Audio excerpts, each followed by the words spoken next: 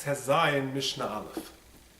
The 16th parak of Shabbos deals with what happens if Rahman Islan, a fire breaks out in a home on Shabbos. And the first few Mishnayos are going to discuss all aspects of this. For example, what a person may rescue from the fire, how he should rescue it, and where he should take these items to. And the final few Mishnayos of this parak will discuss how to deal with the fire itself. Now, of course, it goes without saying that we're dealing with a fire which does not involve the potential of loss of human life. There's no one at risk here. There's not a pikuach nefesh problem. If there, of course, was a pikuach nefesh situation, there is potential risk of loss of human life, then you could do anything in order to save a person. And of course, not only can you do something, but you must do something. What we're dealing with over here is where the house is empty, all people are accounted for, and the sole issue is how to save, whether you can save material possessions, non-human life. Now, the background is that Chazal made certain takonas. The Rambam writes in Perek Chaf Gimel of Hilchos Shabbos in Halacha Chof, from the Gemara he says that the whole issue is a gezeira. Gezeira shem yechabe hadlik. We're worried that a person might put out the fire, kadesh yatzel, in order to save his property. Mipnei she'odem bahul al mamonah. A person will panic over his property which is being destroyed, and therefore he may come to do an issa deraisa of extinguishing the fire of mechabe. And therefore, lefichach gazru shelo yatzel ele mazon shel sarich lo. Therefore, Chazal made a gezerah that he can only save that food which he needs for that Shabbos, which Mishnah will come to in the next Mishnah. For kelim shetzorich lishtamish bohen b'Shabbos, and those vessels, those utensils which he needs for that Shabbos, u'begadim sheyachal lilbash, and the clothes that he can wear. Shenimtza misyayish min hakol, and thereby a person will sort of give up on his other items. And therefore he won't come to extinguish and be over an issa deraisa of mechaber.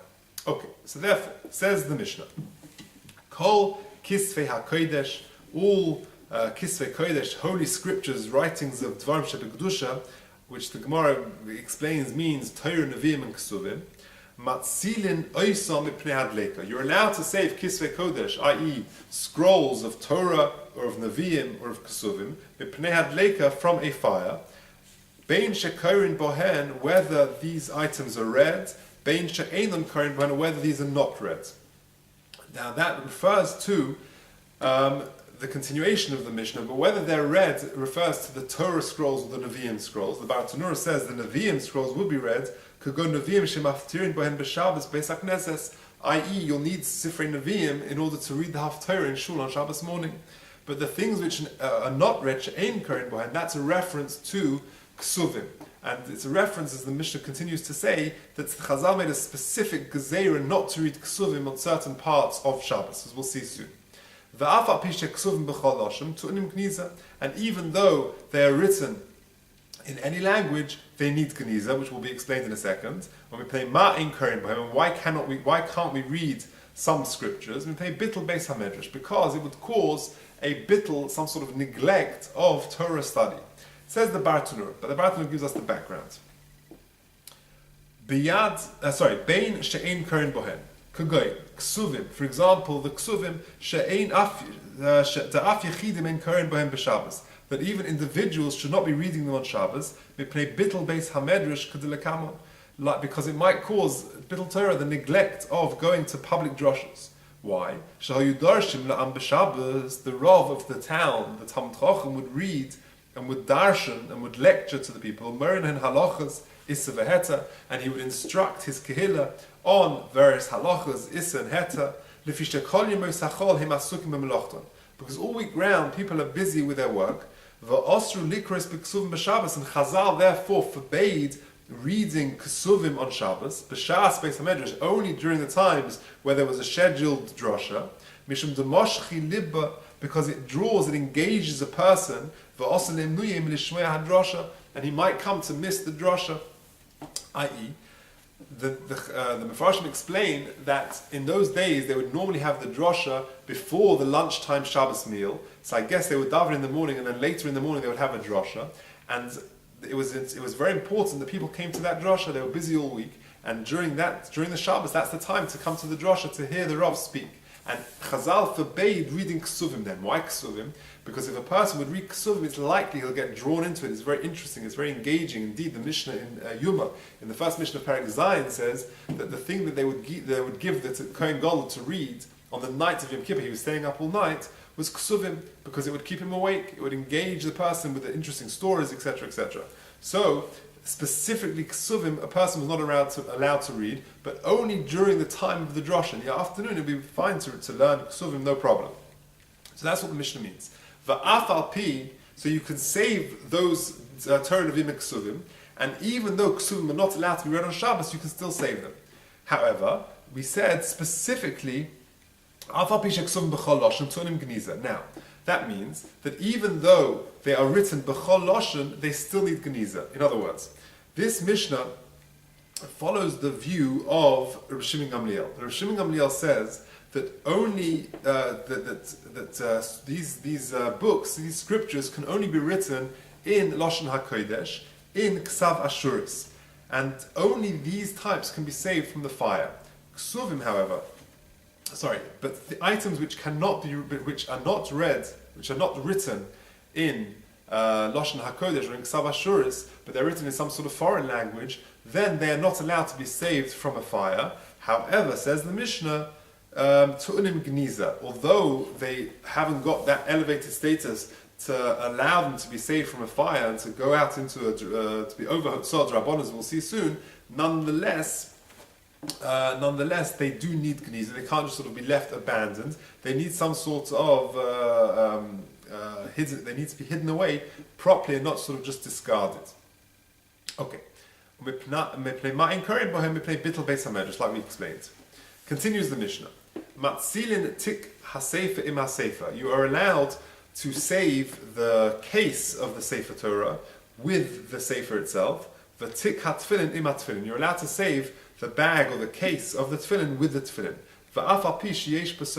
Even though the tefillin bag may contain money, which is of course muksa, nevertheless it will be mutter to save the tefillin with the tefillin bag, whether it contains money or not. Now, where exactly do you take these sfarim or the tefillin? Where do you take them out to?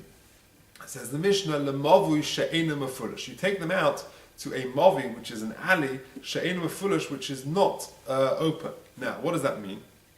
So the Gemara interprets it to mean as follows: a mavi she'ena mefulish is a three-sided alleyway, and the fourth side is open to a rishus harabim. And the Gemara explains that what we're allowed to do is take it out to a mavish she'ena mefulish. That is a reference to a three-sided alley where there is a pole, a lechi, on the fourth side. A mavi she'mefulish, a mavi which is mefulish, which is open, is explained to mean a three-sided alley which does not have a pole there.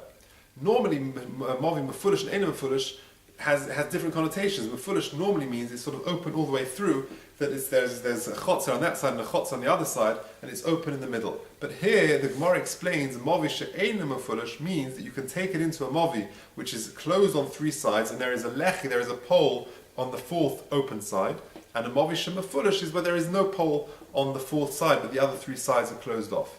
Now, that needs a bit of explanation, and that is as follows.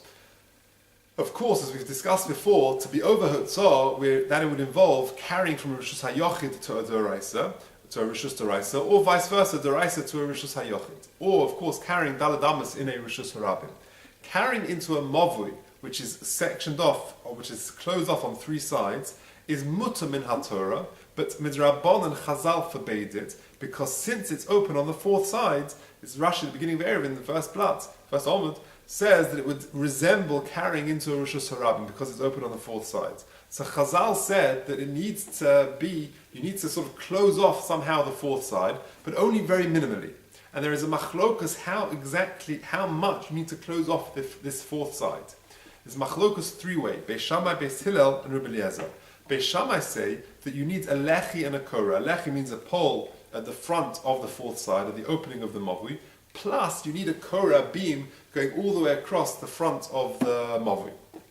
Beis Hillel says that you only need one of those, either a lechi or a korah, and Rebbe Eliezer says that you need two poles, two lechis, on either side of this fourth wall of the mavui.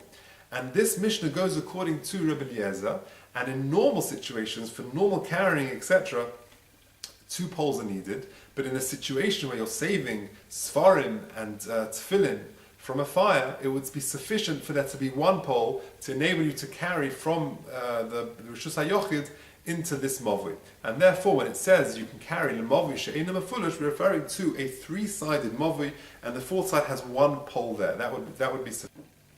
Ben Beseira omer afle mefulish. Ben Beseira says you're even allowed to carry, to save these items by taking them into a mavui which is mefulish, i.e.